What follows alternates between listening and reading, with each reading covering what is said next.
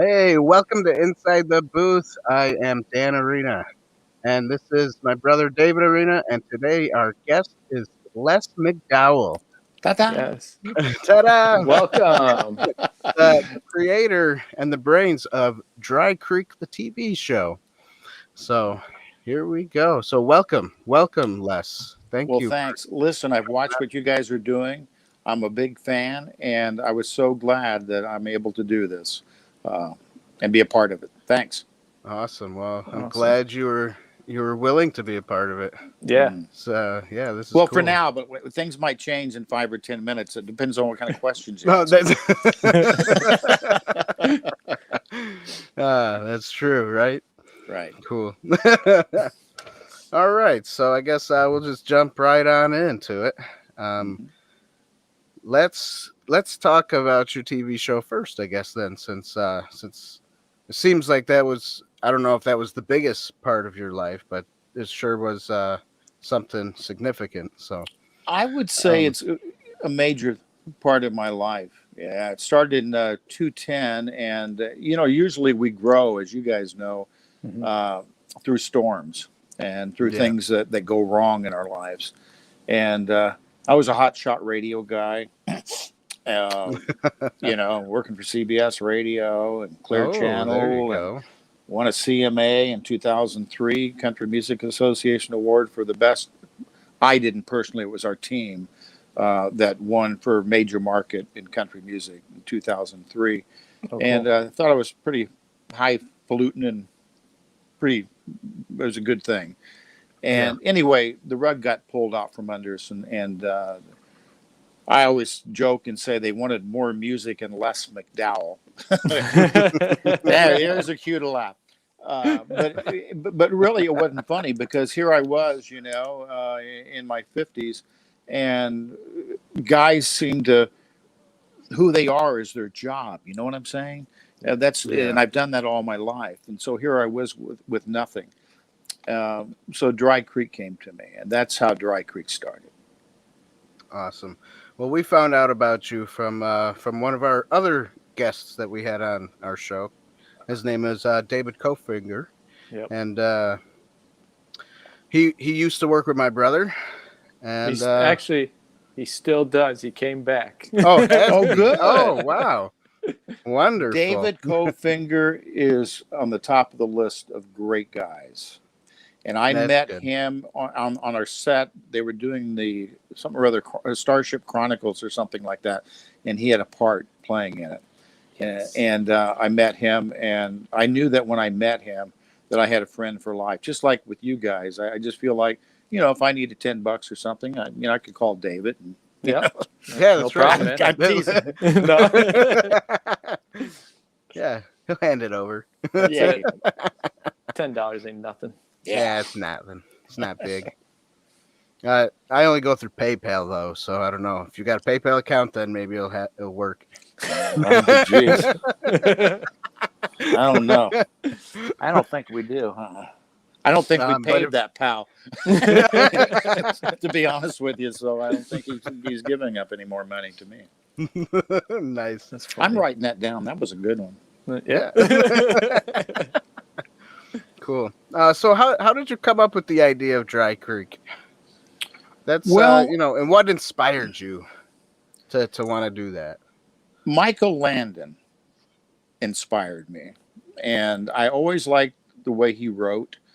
I liked that he would take you on a roller coaster ride. Now I know you guys are millennials and everything, but there's still the reruns on of okay. Oh, really? Okay. Okay. You're more from my planet, right, Dad? No, Uh, I'm like, I'm before millennials. So oh, okay. Generation X or something like Just Oh, before. nice. that. Just before. I still have some good roots in me, Yeah. But Landon inspired me, and luckily out in California, Ventura, California, where I was in radio and did some TV and comedy at the Comedy Store and places like that. I had a arthritis country music show, and I had Kevin Hagan, who played Doc Baker, on as my guest. and Catherine McGregor, who played Miss Olson on there and stuff. And anyway, Kevin and I became good friends, and he lived in Thousand Oaks, and at times he'd go down to the Comedy Store with me when I was performing or whatever. I'd stop in and see him.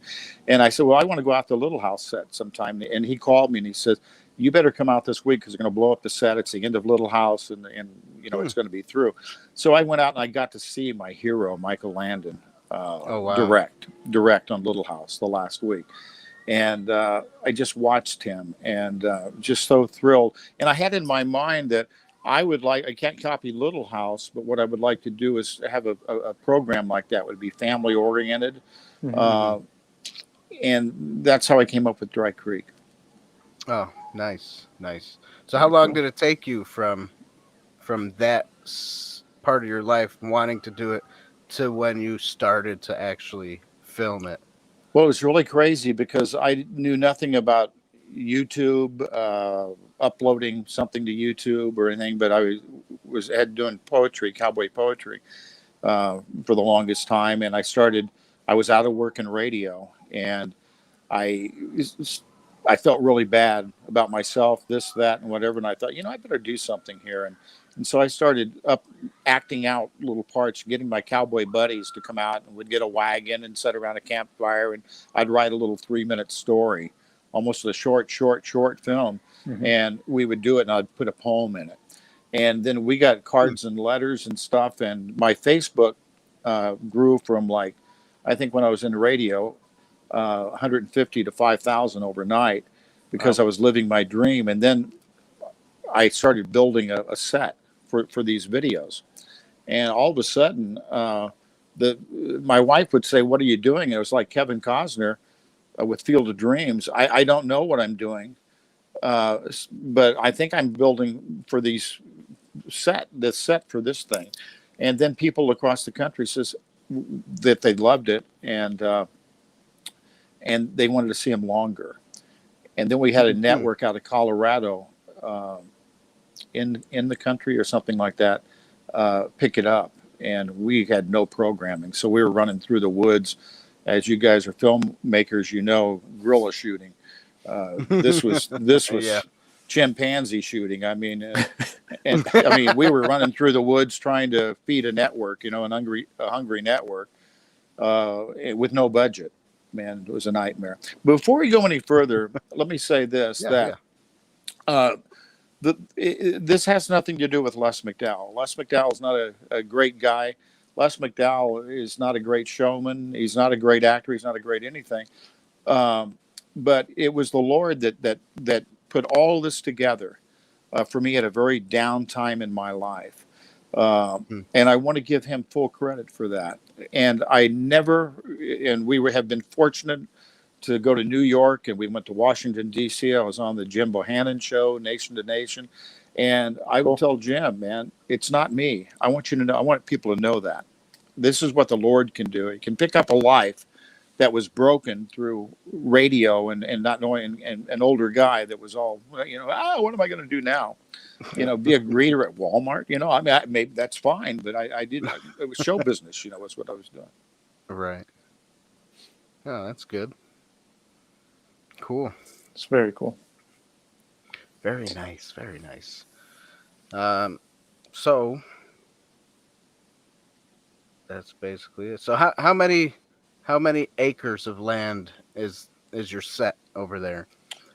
Well, our little ranch, I call it a little ranch compared to ranches, but it's 40 acres. And I would say we've used pretty much all 40 acres for something. Matter of fact, I'm down here doing a fair, the Southwest Lee County Fair. And I got a call, and there's a Christian film that they want to shoot using the house and the driveway. Oh, wow. And there was another Christian film that was shot there. So there's our house, and I don't know if they're going to do it in the interior, but when we bought the place, I wanted to make it, I don't know if this is a word or not, but Disney-esque. The barn, okay. I wanted to look like Old Yeller's barn, I wanted it to look like a Disney prop. The fences, and it had to be the Lord doing this. because I was building a set back in way before I knew what all this was turning into, Right. making an Cool. outhouse, I mean, an old time, but making it look old timey and that Right. type of thing. Yeah. Huh. So That's 40 cool. acres is what we use. Wow. Oh, nice. That's awesome. Good. That's good. That is Yeah. cool. Uh, Go ahead, so bro. You I got a was just couple.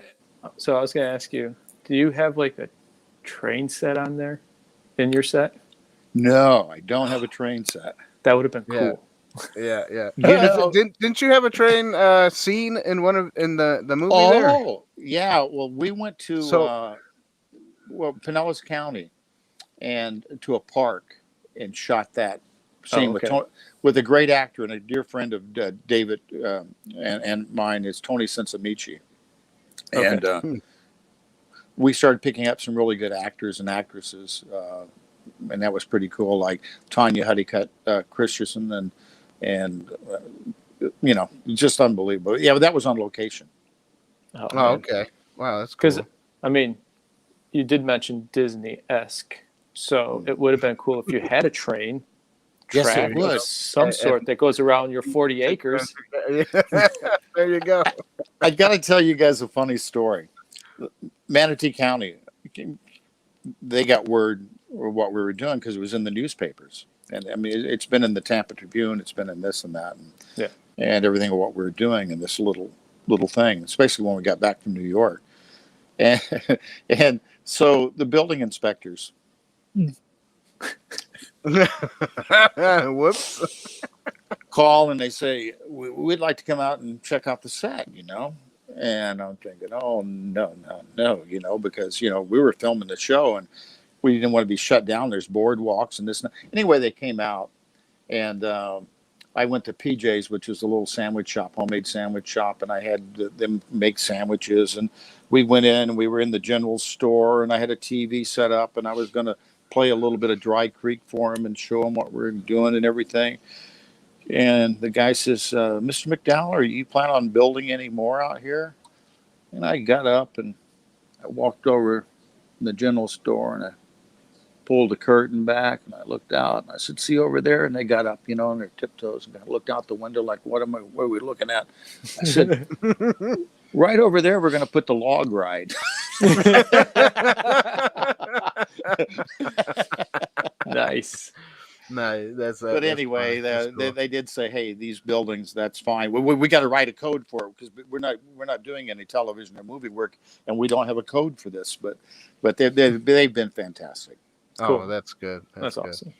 It's definitely That's got. good. So, are you planning on building more over there? That's the question. Are you a building inspector now? No, I'm not. I'm just interested.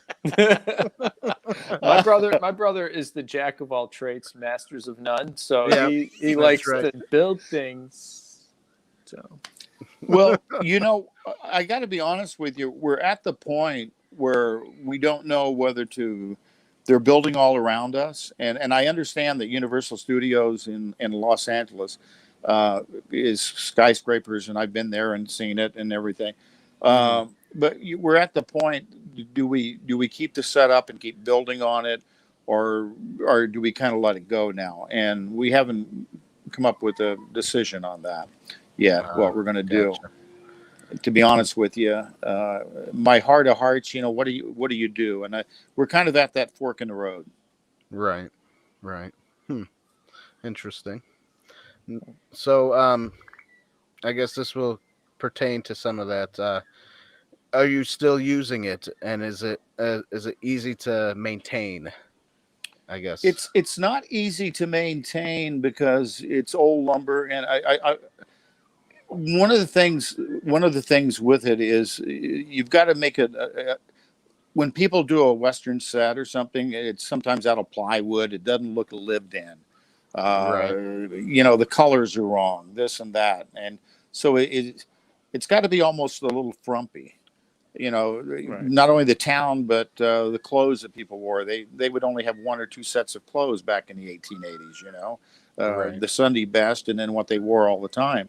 And so it does kind of fall apart. And when I took tons and tons lumber that the Lord gave me. From I'd see an old fence tore down, and I'd say, "Can I have that lumber?" Or I went into a sawmill in Plant City on 39, and I said, I said my name, and it says, "Oh, I read about you in the paper. Come and get all the cutoffs from the sawmill. You're welcome to them." So there is ways to get lumber, cool. and to make it look old and stuff, but Right. it's all up in the air. I'm not really sure what we're going to do. Interesting. I tell you what I want to do, though.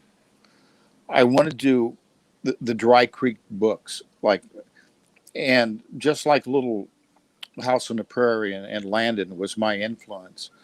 The Little House books that kids read in the 1800s.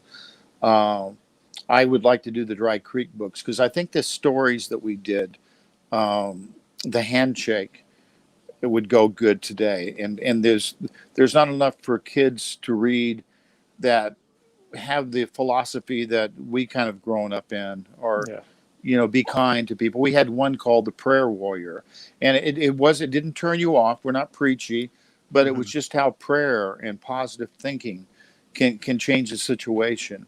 We had The Bullies was another episode that I wrote that we had.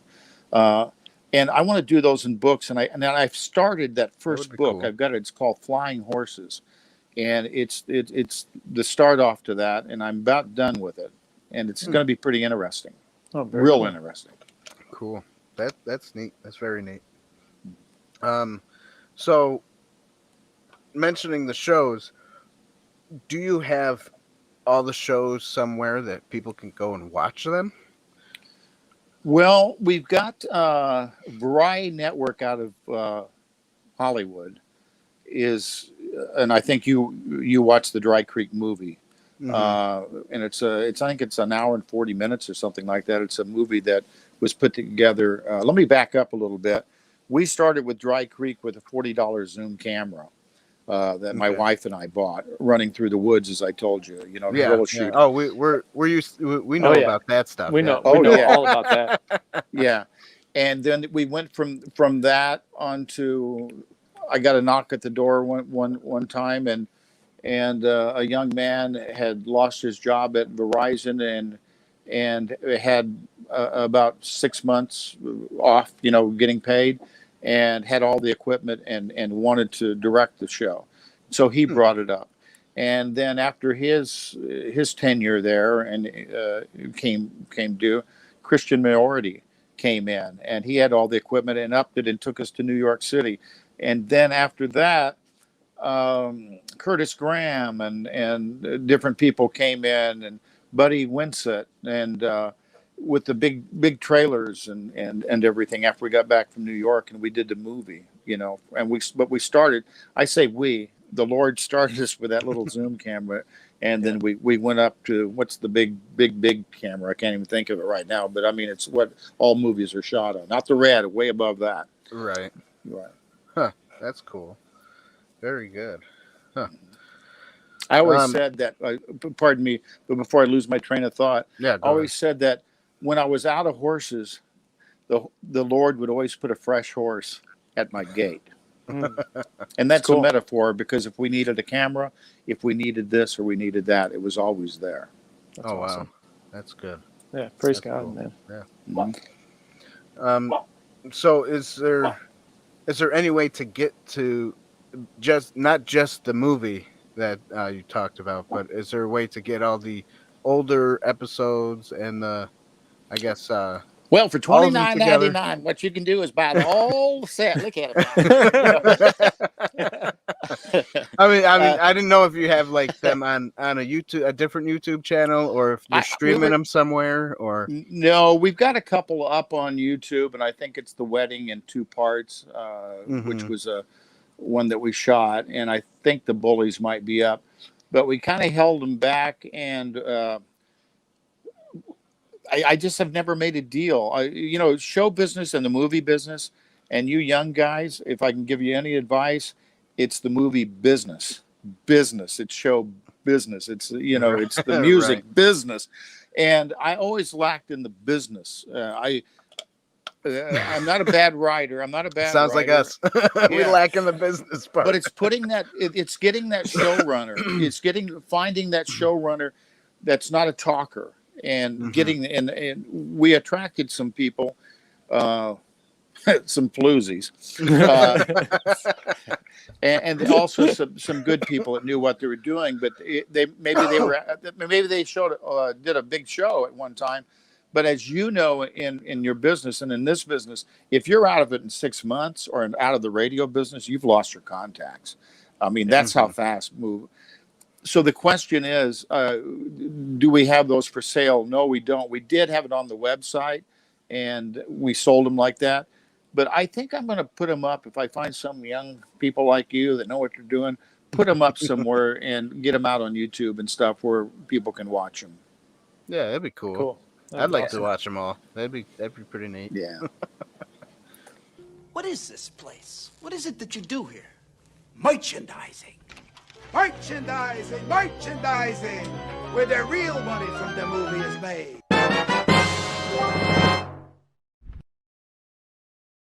Oh, it's beautiful. It's fantastic stuff. Fantastic. It's fantastic. So talking about books, you have a couple. What books are they? And where can we find them? Can we buy them somewhere? Well, first off, I'm not trying to sell books, and I'm not trying to sell. I'm really here because of you guys. I really am. I love what you guys are doing, and That's great. And not only that, I love your heart. Oh, thank you. Thank you. And So we'll sell the book for you. Well, we'll But I'll try. sell my- We can't We'll sell our try. own Yeah. merch. But my friend's book, no, this was the first one, and it was called Tales from the Trails, the cowboy poetry of Les McDowell. And it's on Amazon. You can Google it. It's not a real thick book, but it's funny. I've done like 4 CDs, and John McEwen from the Nitty Gritty Dirt Band. You guys are young, so I don't know if you know the Nitty Gritty Dirt Band. Sorry. No, sorry. Mr. Bojangles, a bunch of hits. I know people that watching. song. I know Yeah, that song. they did that. Anyway, he played the music behind me, and we even did a CD at the Bluebird in Nashville, and that's where everyone started at the Bluebird. Everybody, from Garth Brooks to whatever, started at the Bluebird. But anyway, the book that I just wrote, and the reason why I wrote it was because my wife and I, Connie, I've lived a pretty strange life, and her with me, it's been strange. Our honeymoon, we went from Lake Tahoe to Sacramento in a covered wagon, on the Highway 50 wagon train, and they opened up Sutter's Fort for the first time in over 100 years. I drove Stagecoach in the Buffalo Bill Wild West show when Monty Montana Jr. brought it back in Lake Tahoe. Oh, wow. That's pretty cool. I was Johnny Cash's paperboy in Casita Springs, California, and opened for him at the Florida State Fair doing comedy, and we talked old times and stuff, and just the people, George Jones, people you wouldn't know, but people that, country music stars, and Landon and Little House on the Prairie, and winning the CMA, and these things I've been blessed with, that my wife says, you need to put these things down in a book, because if it's just for our kids and grandkids. And that's what I did. And it's called The Road Less Traveled, Rope and a Dream. That's awesome. Oh, that's cool. I like it. Yeah. Sounds like a good read. Yeah. It is. Buy it today. Yeah. I would like to. I'd like to get a copy of that. That'd be cool. I'll send you a copy, brother. So cool. our buddy Matthew, he just got back from Nashville. He's back home in New York. He's one of our guys that works with us on this channel. And Matthew, we are glad that you made it safely home to New York from Nashville. All That's right. That's Good. right. You guys still have cold weather up there in New York, or are we starting to look better? Oh yeah. It's a little better. It's like 40 degrees today, so it's getting better. It's starting to melt. It was starting Nice. to feel like summer down here in Florida at the fair in Fort Myers, and I'll tell you, it was pretty hot, but I'm not complaining. Yeah. I wish Today I was had that warm was weather. a hot one. Yeah. I spent most of my day I in the miss house it over with the there in kids. Florida. I miss it in Florida. I used to like the Heat. I think I Yeah. still do. Yeah. Yeah. I like it. I like it.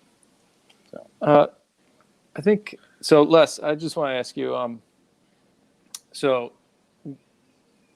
what got you started in show business? What was the thing that got you down on this trail that God put you on? So, There you go. Okay, we might need a psychiatrist, but to get through this. But as 5 years old in Milton, Illinois, where I was born, in a little 150-person town, and the Baptist Church welcomes you here, I would stand in front of the mirror, and my dad cut off a broom handle, and I would use it a microphone, and I would mimic and act like I was doing a game show, like Bob Barker on Truth or Consequences, and then I would put I would put Vaseline on my face and stand in front of my mom's bureau and act. And because in the old movies, all the movie stars had real shiny faces. I guess they didn't have powder back. And then in my backyard in Milton, you got to understand, there's the cornfields around. It's a little bitty town. There's tractors going through town and everything. Oh, we know sounds what a lot. Yeah, a lot like Nunday, New York. Yep. Yeah. Upstairs. Is I had a stick horse, and I'd fight the bad guys out in the backyard. But I'm a child of the 50s. I was born in 53. And so I grew up on all the great Westerns, and your word is your bond, and drink your milk, all that kind of stuff that we grew up as baby boomers, Yeah. So that's what got me started. And then to make a long story, what is it, 57 years or whatever it is? No, actually, it's 67 years. To shorten it down, we moved to California, and my dad was a carpenter, and he'd go out and say, "Hey, we saw Roy Rogers' ranch," and after church on a Sunday drive, he'd take us out there, and Roy came down the driveway and met him, and I got to sit on Matt Dillon's lap at a rodeo, and my heroes, and so I never grew up. And there was a movie studio called Corriganville. Any old Western you see, it's in Simi, California, not far from where Little House was shot, in Simi. And where you see a big rocks, and where the bad guys behind the rocks shooting and everything. That was done in Corriganville, in Chatsworth, California. And Dad would take us there, and we would meet Hugh O'Brien or one of the stars, that would sign autographs for the kids. I never grew up, guys. I just never grew up. That's what got me into it. That's awesome. That is cool. I like it. It's like a Peter Pan story right there. It's been a blessed life. It really has. And I was fortunate, like, for instance, I wanted to do a one-man Will Rogers stage show. And I called the Will Rogers. You young guys know who Will Rogers is, right? I mean, the name sounds familiar. Cowboy philosopher. Yeah. He was a #1 movie star in the 1930s. He's in the Capitol building. I think his statue's still up. They haven't topped it over. He was loved by everybody, and quite a guy. And his son taught me trick roping. And they let me, the George Spoda Company out of Los Angeles, let me do a one-man Will Rogers stage show. And cool. And I learned the trick rope. So that was kind of cool. Bruce Jenner came up through my life. In Ojai, California, I did Little Abner. I played Little Abner at the Playhouse there, and it's a real ritzy place. Ojai is where all the stars go and everything. I don't know why they got me, but because I was just starting out, didn't know anything. And Bruce Jenner, and he was married at the time to Linda Thompson, came out to watch me on opening night because he was opening up in Los Angeles. Cool. And that might be what kind of changed him a little bit. It's what's happened with me, seeing me play Little Abner and sing. If I had my druthers, I'd rather have my druthers. Oh, it's terrible. Well, enough about me. What do you guys think of me? you seem like a wonderful man. Oh yeah. I see David looking at his watch. How much more time do we have with this? So Matthew asked a question. He says, "I'm curious. Any relation to Malcolm McDowell?" No, but I get asked that all the time, and I got a story about that. Malcolm McDowell. Malcolm McDowell at the time was married, I believe, to Mary Steenburgen, who's married to Ted Danson now. But when we owned the Ojai Valley Inn riding stable, my parents, my wife, and I, and Malcolm McDowell would come in to ride, and because he lived in Ojai, and we had talked about that, and we said, we got to be related somewhere, So I tried to talk him into it because I needed some of his money, Of course. Still do. I mean, we're all related somehow, right? Adam and Eve. Yeah. Oh yeah. I got to tell you a funny story about that riding stable. Joe Theismann, the great quarterback. Okay. He was dating a gal, and I forgot what the show was now, but he was dating her, and they would come in to ride. And we'd get a call from the agent in Los Angeles and say, Joe's coming down. Don't let anybody know Joe's coming down. And hear that screaming? That's a roller coaster outside. Yeah. Well, it's not women beating on the door to get in, I can tell you.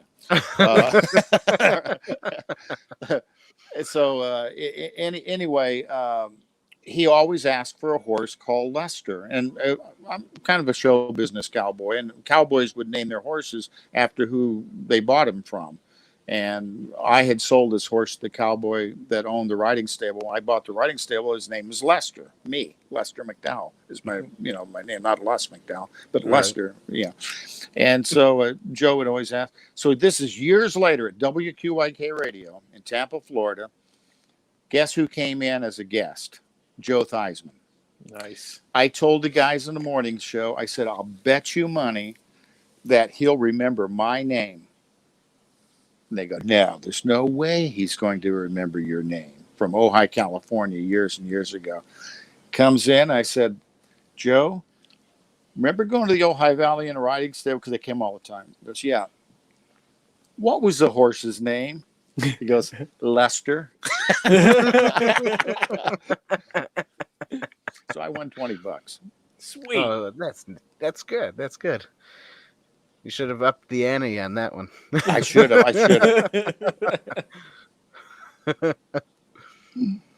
Cool. Well, David, do you have any other questions? Do I have any other questions? Yeah. I mean, sure. I'll go down this road. Yeah. Since we love Jesus here at Inside the Booth, Les, when was the first time you gave your heart to Jesus? I'm glad you asked me that. My mother, God rest her soul right now, she prayed for me and prayed for me and prayed for me. And when I was in junior high school, she would always take me, say, I'm going to take you to church camp. No offense, guys, but I thought at the time that Christians wore the big glasses. They were real white and pasty, and they weren't much fun. And you know what I'm saying? And they wore, I wore Converse tennis shoes. I had peg pants. I was cool. I thought I was cool, right? Yeah. So I got to go to Hume Lake, Hume Lake, and it's a Christian camp out in California. So here we get in the bus, and they're all singing, their faces are aglow. They're just happy. I'm sitting there the whole way. Get to Hume Lake, beautiful lake, pine trees, moon shining on it. These other kids, I just didn't want to be around them. I felt, and the Lord spoke to me. The Lord spoke to me and talked to my heart. And it went back to a time even younger than that. Mom says Billy Graham is speaking at Dodger Stadium. I didn't want to go see Billy Graham. could care less about Billy Graham at the time. Yeah. But I love the Dodgers. And I wanted to go down in the field at Dodger Stadium. I wanted to see what a Major League Baseball field would feel like. I wanted to see how tall the fences were. I wanted to see how big the numbers were in right field. I love baseball. So we're all sitting there. Only 3 minutes from the top balcony. Come on down, Billy said, you know. Just as I am. George Beverly Shea is singing. I get up. I walk down on the field. Walk past the guys with the tracks and start walking out to right field to look at the sign about the right. He goes, no, it's up here. My mind went back to that time and said the Lord was speaking to me at that time. And it wasn't just to look at that. When I first got to Tampa, Florida, and they put me up in a bad place on 50th Street, and people started running through the hotel and busting the windows, I got down and quiet. And here I'm a big cowboy guy and everything, scared to death, remembering that time at Dodger Stadium, remembering that time at Hume Lake. But you asked me, when did I give my heart to Jesus? It was at Hume Lake. You know something? When I came back on that bus, I was singing. I was happy. And you know something? Those people weren't weird after all. Amen. Yeah. It's good. Yeah, it is good. That was a good Billy Graham impression, by the way. It made me, it like brought me back to a video I watched. Love Billy Graham. Oh, boys, he needed today. Yeah. You know, I come from a long line of preachers and stuff. My grandfather was my great grandfather was a preacher. My uncle, Dr. Harold Wilmington, was the dean of Liberty Bible Baptist College and started the Jerry Falwell Church. Oh, wow. And when Jerry started that, and he just passed away last year, we were up there. He's buried on the hill overlooking the campus. I know there's been something that's happened at Liberty, like any, because humans are involved, but it's a place the Lord took and really built. He really has. I'll tell you a real quick story if we got time. At the time when Jim Baker had his problems of women and whatever it was and money or whatever the devil got involved there, he had hurt all the big ministries, and Falwell and Graham's ministry was hurt, and my uncle's church was really hurt. And he had come out for the first time with cassettes where you could get your college education, and they trained pastors to go out from cassette tapes. Mm-hmm. And they came to him, and he said, why don't you take my cassette tapes and grow your school that way? And he says, no charge. And so when we went up to his funeral, that's what they talked about, that he, through the Lord and through his work, they called him Mr. Bible. He's written several books, one, Wilmington's Guide to the Bible. So anyway, due to him, that church was saved. And I feel humbled and neat that the Lord used him in that way. He touched a lot of people. Yeah. That's good. That's awesome. That is cool. Yeah, just Billy Graham, just touching on that a little bit. Our mom, she got saved at a Billy Graham crusade. And it makes me think about how God used Billy Graham in our country to pull in thousands of souls into the kingdom. And the fact that my brother and I are like a byproduct of a Billy Graham crusade. So we're like spiritual grandsons or great-grandsons to this guy because of what God did through him that touched our mom, which then got her radically transformed and then brought us to church. Our father is not in the picture. And, but God just always had a plan for my brother and I. and You know, it's kept funny. us together. So It's funny the Lord talks about a vine, you know, and how churches, you know, can go out and grow. And I think just like a vine, that you're part of that vine that came from Billy Graham to your mom that spouted out now on YouTube and spouting out to other people. We don't know who's watching this, you know. Yeah, So that's right. that is just so cool. That vine just keeps growing. It does. yeah, It does. it's pretty awesome. It That is cool. So I in a lot of ways, I thank the Lord for Billy Graham, because if it wasn't for the fact that our mom went to the crusade, we wouldn't be where we are today. Because after she gave her life to Jesus so radically, she just kept Jesus at the forefront of everything that we did. You know, my brother and I, as kids growing up, you know, she would take us to soup kitchens and we're like, I don't want to go there. And then she would go to old nursing homes. I mean, and that was, That was fun. well, we don't want to go there, Mom. They're old. They Old people. smell. Yeah. You know, but I don't want to sing today. yeah. I don't want to sing to She these sounds like people. she was a great teacher. Yeah. Yeah, sure. Yeah. is. I got to tell you something that my mom's still teaching to me in the grave, because as we all backslide, Mhm. right before Dry Creek, I was backslid pretty good. And I had been raised I was, as you say, I was one of those kids drugged to church. You know, you've heard the old joke, drug here and drug there, but I was drugged to church, made to go, this and that. And I really kind of resented it. And even though I was saved, you know, I was saved, I was going to heaven, but yet I had backslid. Right. And it takes something to bring you back, you know. And just here in the last year, I'll be really honest with you, I wanted to get deeper into the Bible, and I prayed that the Lord would give me the hunger to get in the Bible and to learn. When you sit and listen to a sermon, you hear about Moses and you hear about Levi and this and that, but who are they? Yeah. You know, Right. Abraham, his son. You know, go back to that. So I went to Walmart and got a children's Bible.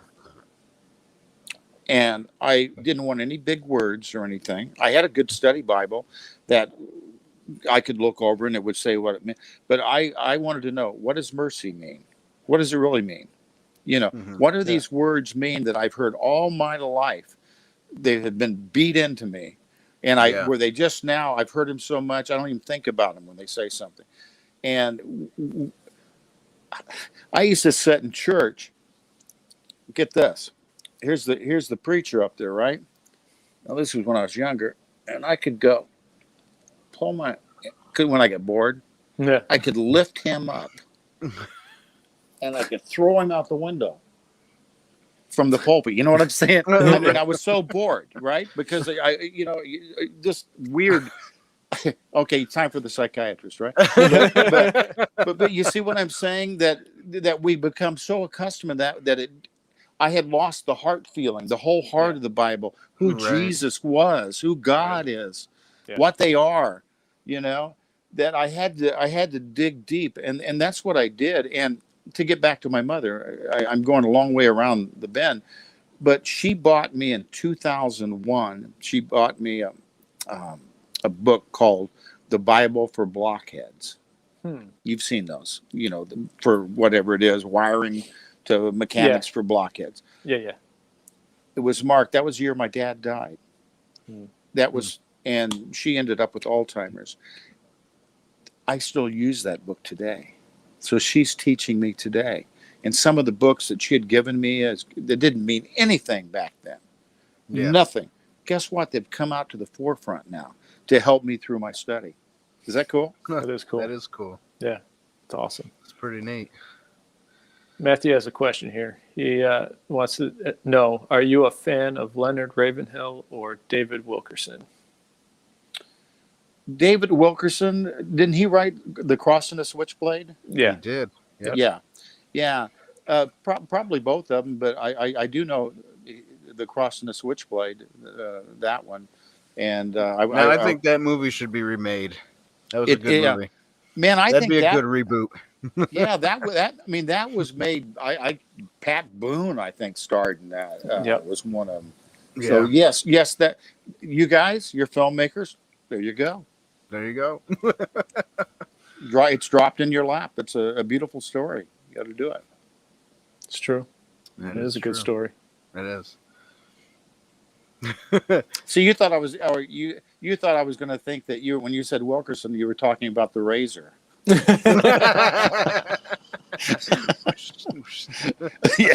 We don't use those here. We don't either. I'll be doing a Western here when I get done with this. I'm playing a sheriff in a thing called, what is it called? Dead. Oh gosh, I shouldn't have brought it up. But Killer Miller. Oh, okay, cool. Yeah. And so I'm letting it all go. That's right. So is that going to be a show or something that we can watch? No, I won't let you watch it. No. It'd be like No, my thanks. brother when we'd watch a movie, like that, and some kind of weird scene would come up, where they were kissing too much or something, Right. and she had rewinded, or turned the TV off until it was over. So that's no. I shouldn't have brought that up, and hopefully he's not watching, but I can't. In my mind, I'm really kind of tired. We've been at this fair the whole week, and I've been doing like 8 shows, a day, something like that, and stuff. So that's my excuse. But he's a Western artist. He's a Western artist, and what he's doing is like a short, and so people will read the book. And I feel so guilty but I'm having a moment. Well, don't worry. That's We all right. have about 240 subscribers. It's not that big, so I think That's you're big. safe. I think That's you're safe. big enough. That's big enough. That's big enough. So yeah, I mean it'll be fun though. That's cool. Hey, So, I got go ahead. Oh, go ahead. No, you first. I got to tell you how the Lord even works here at this fair. See, I opened up for an entertainment hall at the Florida State Fair for 10 years. I opened everybody from Reba to whatever, and I would go out and warm up the crowd for 30 minutes. And I've opened for a lot of people doing comedy and stuff. And now I'm at the point in my life where I've gone kind of back to where I started, where I'm doing trick roping and my poetry, which I take serious. It's Americana type, like about old pocket knives, barns, stuff like that. But I take very. And this one entertainer that entertains at fairs all the time, and very funny and very Red Skeltonish, very physical comic, came up to me and he said, "Brother, I just feel like I need to talk to you." And I didn't even know he's a Christian. He says, "I can see it on your face." That's cool. And if That you is look in the cool. Bible, it does talk about that glow. Yeah. And if you can see, my mom used to say that you can see sin in some people's face, and the same thing. There's a glow in a Christian's face. You think about that. What Jesus must have looked like, when he was on this earth. Yeah. It's just so cool. And right there in front of people walking around, rides going and everything, is I want to pray with you. And it was great, man. It was great. And he says that when what you're doing and you want to pick up more fairs or whatever, I just want you to be safe. And I want you. And I thought that is just so cool. He's just so cool. I wouldn't have ever known. But he says people can pick people out. Yeah, of course. But me? look at me. I mean, That's cool. No, that's cool. I like that. That's cool. Yeah. Things like that happen. Yeah. Well, when you're talking about prayer, that's kind of a area for me that I love prayer, and I love just the prayer rooms, and I really feel like we as believers need to do more of that. Step out in faith and pray for others in the public square. Let people see Jesus. Because personally, growing up, I was born in 81. So, we're in 2021, and almost 40 years. And I've watched the church go from prayer, strong prayer, like we're here to pray. Sunday nights is prayer night, and this is all we do. Worship all night, worship or something. Yeah.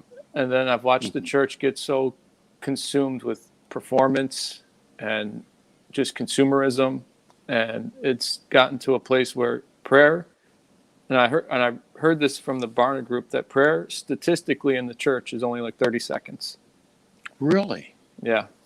And it's really sad that we've gotten to that place in our country where prayer is the last resort when it should be the first. So. And boy, I am a testament that prayer works. And my wife, especially, my wife is a prayer warrior. And my mother was a prayer warrior. My grandmother was a prayer warrior. I'll tell you how much prayer works. I knew they were praying for me when I wasn't doing right, when I was off, and I could feel it. And I told my mother one time, will you quit praying for me? You know what I'm saying? Yeah. Not that it put just conviction, but I could feel it because I had the spirit. Yeah. I had the spirit in me from Hume Lake. Yep. It was buried in there, but it was there. Yeah. You know, he let me go. I was a sheep that went off, you know, and everything, but he came after me. You know? Amen. I was that one. Good mamas pray for their sons. That's right. That's right. And I needed a bunch of it. Still do. But you're completely right about that. We do need to do more of that. We really do. Yeah. That's true. That's true. Can I do a little poem, a short poem for you? Yeah. Go ahead. Do one of your poems. I did this today, and I hadn't done it in a long time. I saw an old cowboy sitting by a fence he just fixed. He took his old sweat-stained hat off and got down on his knee and started talking to the Lord, just like he'd be talking to a friend. He said, we sure need rain in that South 40 so Mahia come in. Sure be obliging to you if you'd lay your healing hand on my colt's bad leg. Well, listen to me talk. You'd think I was just downright ungrateful for last night's little summer rain. Sure knocked the flies down. Thanks for that grandbaby. Thanks again for your hand in raising the mom. Well, Lord, I guess I better go now. Sure there are lots of other people waiting to ring their line. Oh, and Lord, don't worry none about us down there at this old place, because everything's going to be just all fine. See, that's how simple a prayer can be. Yeah. That's so true. That's true. It's good. It's a good one. Good poem. Is that one in your book? Yeah, it is. All right. So listen up, everybody. Get his book. No. Go to Amazon. Look him up. No. We're not trying to sell books or anything. But I know you're joking, but we're not. This is more serious than anything. Just like I told you earlier in the interview that the Lord provides, like with Dry Creek. I'm going to be honest with you. Big motion picture, big television guy like me. Yeah, right. I had to pay to be on a network. You know, you pay.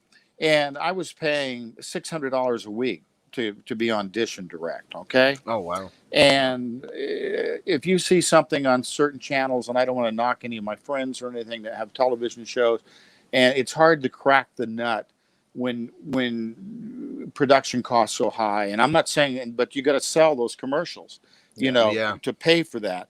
And that's where I fell short in the business. Somebody else might be smart enough up here to put that together. But we'd say, how are we going to get this money? Because I wasn't working, and I had a Harley, and I sold it, and I sold this, and to keep Dry Creek going and keep it afloat. And so then we finally had a Christian guy come in, Gene Bicknell, and Gene owns the Oak Ridge Boys Theater in Branson. And he had like 700 Pizza Huts, or I believe it was Pizza Huts across the country. Oh, wow. He's a billionaire. And the Lord brought him to us. In Branson, he had a dream that he needed to build a tower, kind of like the Washington Monument, for the Holy Spirit. And even though we all know that the Holy Spirit, God, it's the three. It's the apple, the core, and the skin, and they're all three together. But he wanted to give homage to the Holy Spirit.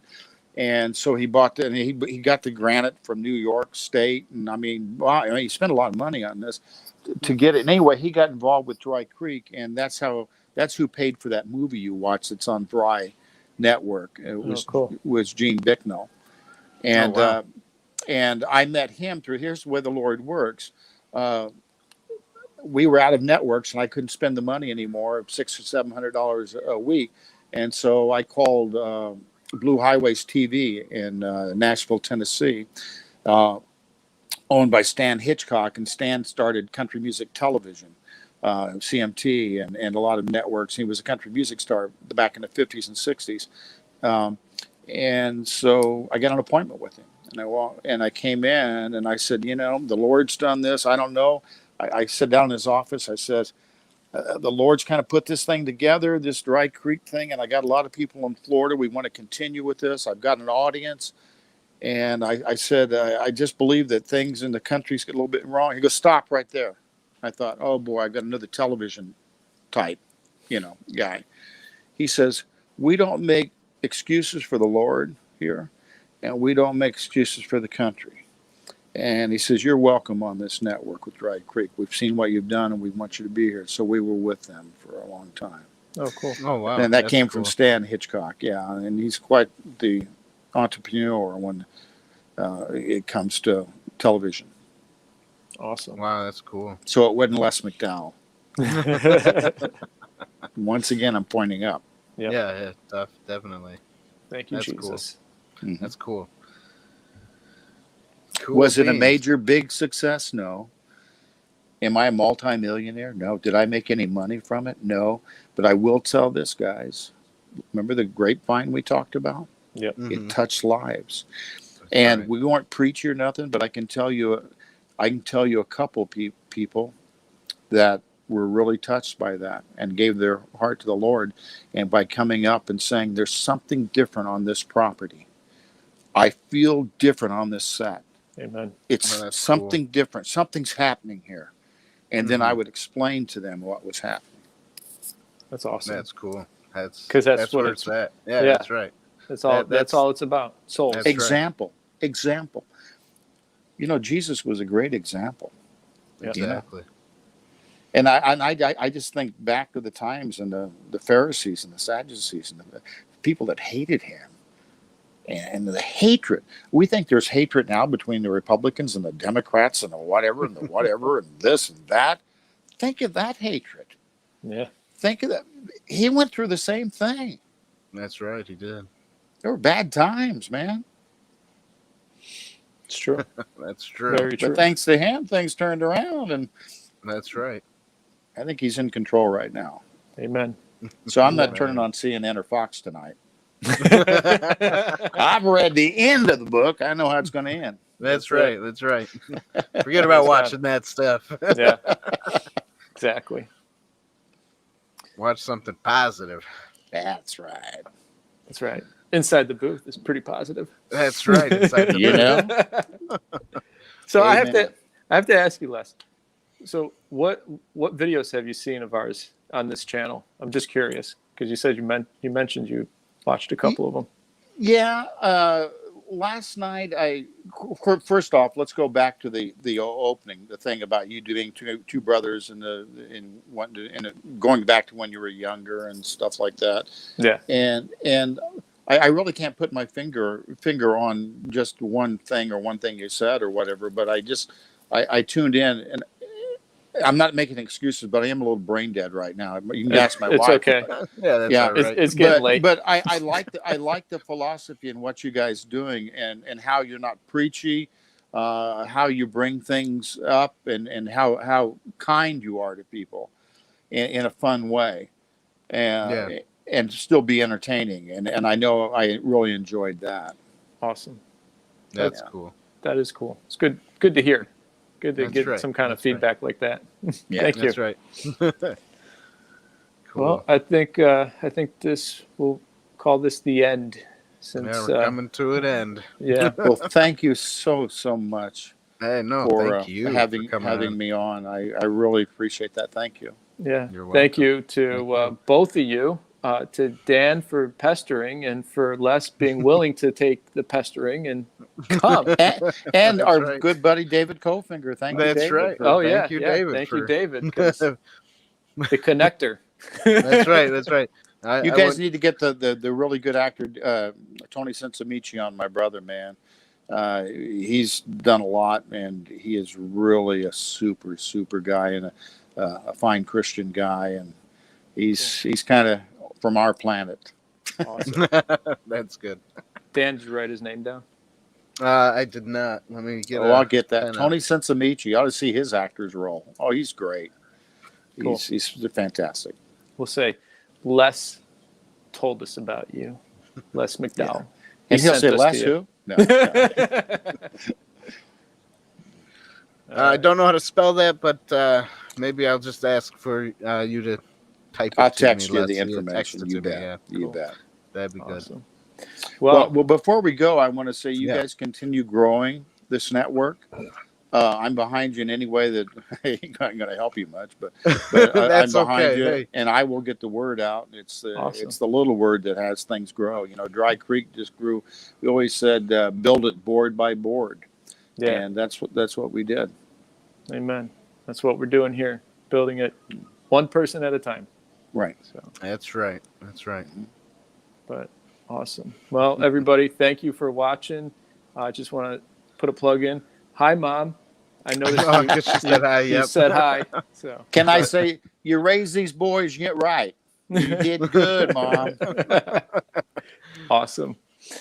So thanks for coming on tonight. And if you missed the show live, always check us out after the fact because it'll be running and running again. So That's right. check us out. I'm not even gonna go through the list right now. We're on so many different platforms to follow us on, but the main ones will go with YouTube, Rumble, Patreon, and Facebook. We got There a big crowd on Facebook, so Good. you can follow us there, and then you can find the other platforms. You know, right. we bring it up all the time. So, but tonight, thank you everybody for showing up. And Les, thanks again, brother. All right. And, Hey, bet. don't forget to plug in our T-shirt store. oh, bro, thanks. You're welcome. So we got a new merch shop, everybody. So you go to insidetheboothtv.com, go to the shop page, and you will find all new merch. We have T-shirts. Wow. We got, well, that's not new. Hoodies. We got hoodies. I was going to say hoodies. mugs. Hey, right, we got a mug. A mug. That's our original merch is a mug. So Well, Yeah. you do have mugs, so Yeah. That's right. That's right. I hope it's a good looking one. Oh, it is. Uh-oh. We also, for those of you who like to wear masks, we got a neck gaiter, yeah. so you can get one Oh, of them. that would be cool. Yeah, neck gaiters Yeah. are pretty cool. But again, thanks everybody for showing up, and y'all have a good night. That's See you right. next week. Yep. God bless you guys. Bye bye. Good night. May God bless. That's right.